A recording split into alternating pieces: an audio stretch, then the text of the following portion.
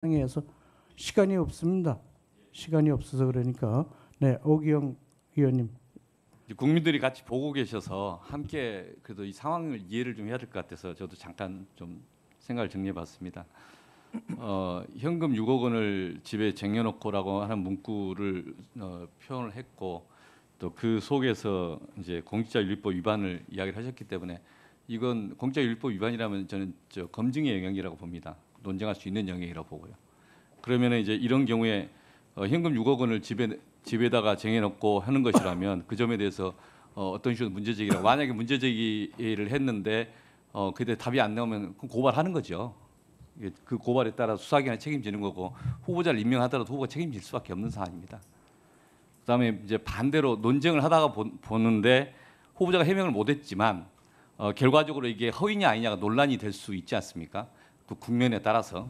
그래서 이게 허위가 그러니까 이 현금 6억 원을 집에 쌓아놓고라는 것이 허위다고 만약에 가정을 하게 되면 그러면은 사실 왜곡이다, 짜깁기다, 또 악의적 프레임이다 그런 반론도 나올 수 있는 거 아니겠습니까? 지금 국면이 그렇게 논쟁을 하고 있는 것이고요. 그래서 그러면 거꾸로 지금 이게 허위사실 명예훼손 문제가 또 있는 거 아니겠습니까? 이게 밖에서 의정활동과 연관돼 있지만 별도로 했기 때문에 정보통신망법 우리 곽규택 의원님 주진우님 잘 아시겠지만 그런 논란을 할 수 있지 않겠습니까? 그러면 허위가 아니라는 것에 대해서 오히려 나중에 입증을 해야 되고 즉 현금 6억 원을 집에다 장해놓고 한 것에 대해서 그런 판단이 그 말 자체가 사실임을 입증을 해야 되고 오히려 그다음에 그것이 사실이 아니라면 사실이라고 믿을 수 있는 객관적 신빙성 있는 근거가 있었음을 제출을 해야 되고 물론 수사기관에서 해야 되겠죠. 그 조사받으면서 저는 지금 현재 몇 가지 논쟁을 하는 것에서 재산과 관련된 건 논쟁할 수 있다고 봅니다.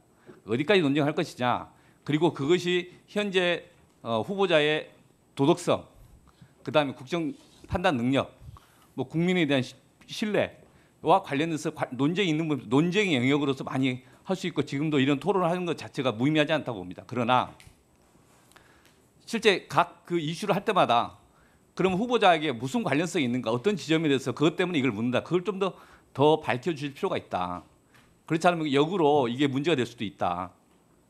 지금까지 국면적으로 쭉 몇 가지 이야기를 처음에 할 때는 사실관계가 좀 불투명해서 이런저런 이야기 나올 수 있었겠지만 이제 어제 오늘 사이에 해명된 것 중에서 그 말이 후보자의 말이 사실일 수도 있고 사실이 아닐 수도 있지만 사실이라고 가정하면 역으로 지금 현금 6억 원을 집에 쌓아놓고란 말은 허위가 되지 않습니까? 그러니까 이 점에서 그럼 허위를 누가 입증해야 할 거냐 문제가 또 나서지 않습니까? 입증을 누가 할 거냐에 대해서 후보자에게 자백이라고 이야기할 거냐. 그렇지 않고 실제 그것을 종래에 있었던 것을 명확하지 않은 점이 있으면 그걸 좀 다듬을 수도 있지 않습니까? 후보자님 이게 제 인사청문회입니까? 네? 제 인사청문회예요?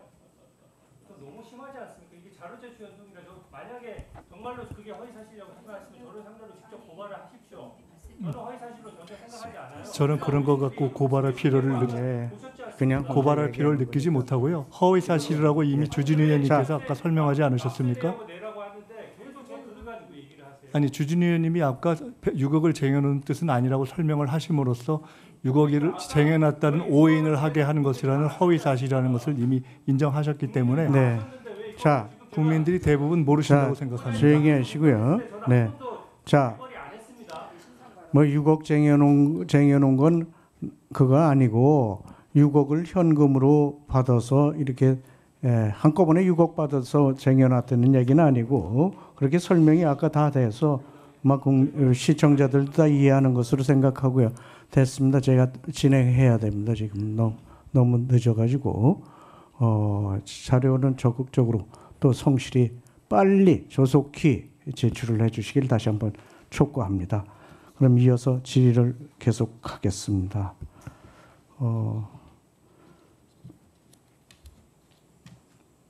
박균택? 네. 다음 질의는 존경하는 박균택 의원님, 네, 질의 순서입니다. 질의해 주시기 바랍니다.